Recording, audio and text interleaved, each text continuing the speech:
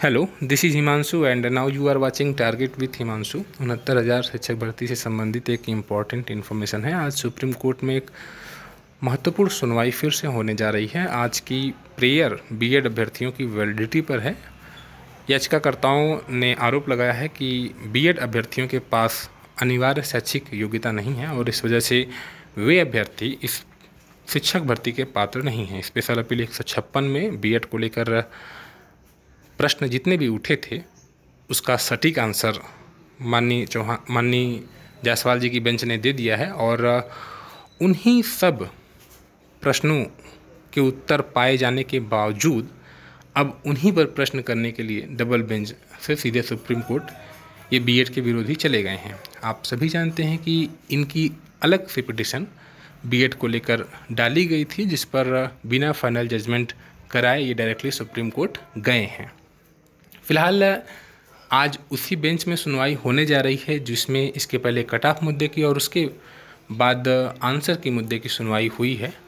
और जब तक राहत संभव हो डबल बेंच से, तब तक डबल बेंच से ही लेना चाहिए, हाई कोर्ट से ही लेना चाहिए। इसके पहले जब उत्तर कुंजी मामला लगा था तो भी हमने एक बात आपको बताई थी कि हर छोटे मामले की सुनवाई सुप्रीम कोर्ट अगर करने लग जाएगा तो जो बहुत इम्पॉर्टेंट मुद्दे हैं उसकी सुनवाई कौन करेगा।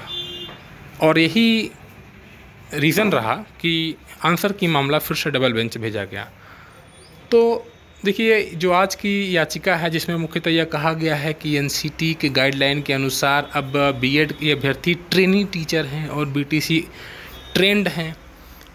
याचिकाकर्ता ने यह कहा है कि स्पेशल अपील में जो आदेश आया है उसके बाद बीएड अभ्यर्थियों पर स्टे किया जाए, बीएड अभ्यर्थियों को द्वितीय वरीयता दी जाए, पहली वरीयता जो है बीटीसी के ट्रेंड अभ्यर्थियों को दी जाए। हालांकि ऐसा गाइडलाइन में कहीं नहीं लिखा है। अभी आप जानते हो इसके पहले आर्टिकल 14-16 का वायलेशन करते हुए सिंगल बेंच ने पटना हाईकोर्ट में स्टे किया है।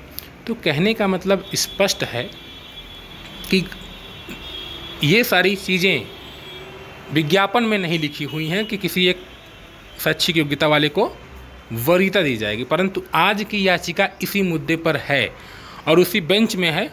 ये भी आप जानते हैं।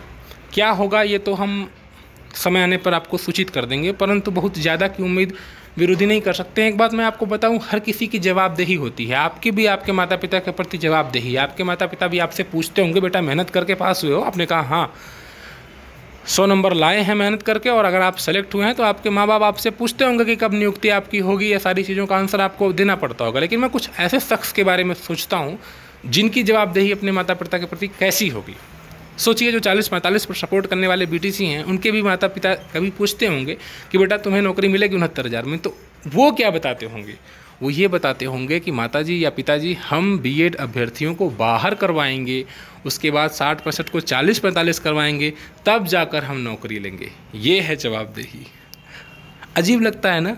तो ये समस्या है लोगों की कि जब लोग फाइट नहीं कर पाते हैं तो बाहर करने पर उतारू हो जाते हैं। ठीक है, तो आप ज़्यादा चिंता न करें इस मामले पर। अगर सरकार अपीयर होती है, स्ट्रांगली अपना पक्ष रखती है, तो ये याचिका खारिज होगी और वापस डबल बेंच इसको भी भेजा जा सकता है। अदरवाइज अगर गवर्नमेंट चाहेगी कि मतलब गवर्नमेंट स्ट्रांगली अपना पक्ष आज की डेट में नहीं रखती है, तो हो सकता है फिर कोई एक डेट मिल जाएगी। ठीक है, तो जो भी सूचना होगा आपको अवगत कराएंगे। बाकी बीटीसी ट्रेंड है और बीएड अनट्रेंड है, ये सारी मांग है। ये अलग बात है कि बीटीसी जिस डाइट पर करते हैं उसके प्राचार्य साहब अनट्रेंड हैं, क्योंकि वो भी बेचारे बीएड किए होते हैं। तो कितना अफसोस है कि अनट्रेंड ट्रेंड को पढ़ाता है। अब चाहे बीटीसी हो चाहे शिक्षा मित्र हो, शिक्षा मित्र जितने पास हुए हैं दूरस्थ बीटीसी जिसको सरकार ने कराया है मुफ्त में, उसमें भी उसको पास कराने वाला एक बीएड अभ्यर्थी बीएड का ही टीचर होगा। बेचारा अनट्रेंड है, लेकिन इनको ट्रेंड कर दिया। चलिए मिलते हैं फिर कुछ और इन्फॉर्मेशन के साथ।